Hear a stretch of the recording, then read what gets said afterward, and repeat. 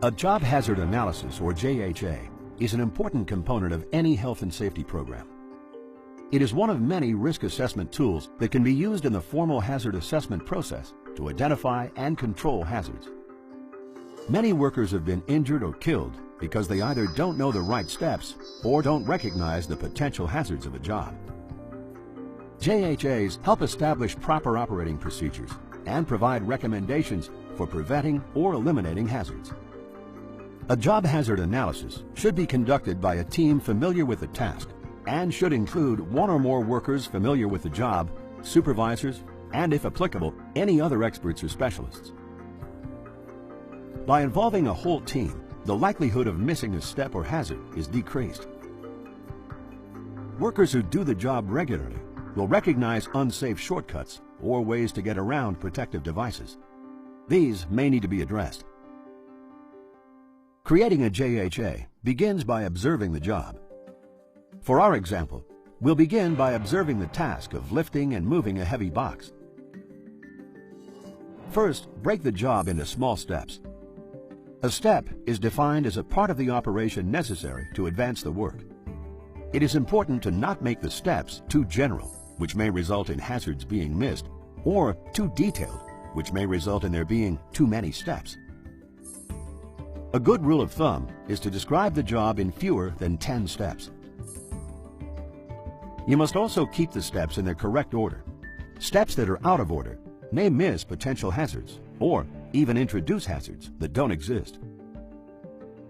Once all of the steps have been listed, it's time to identify potential hazards for each step.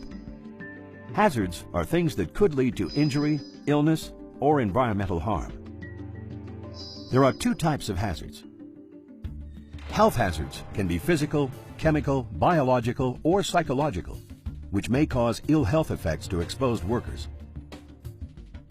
Safety hazards are substances, processes, actions, or conditions that may endanger the immediate safety of workers. Go through each step and identify what potential health or safety hazards exist within that step. Each step may have more than one hazard, so number each one with the step number.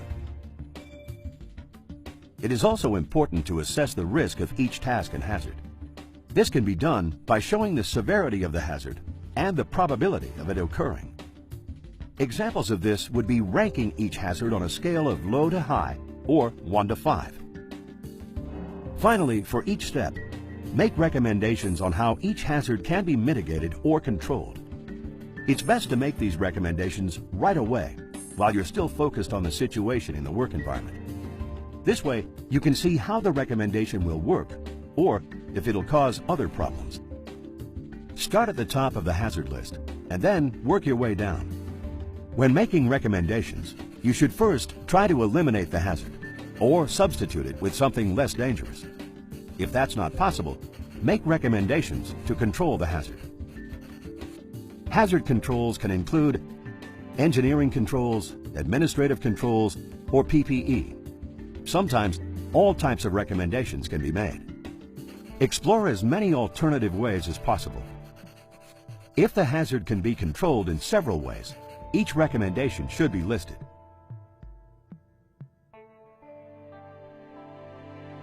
A JHA is not only useful to communicate the hazards of a job, but also form the basis for safe work practices and safe job procedures.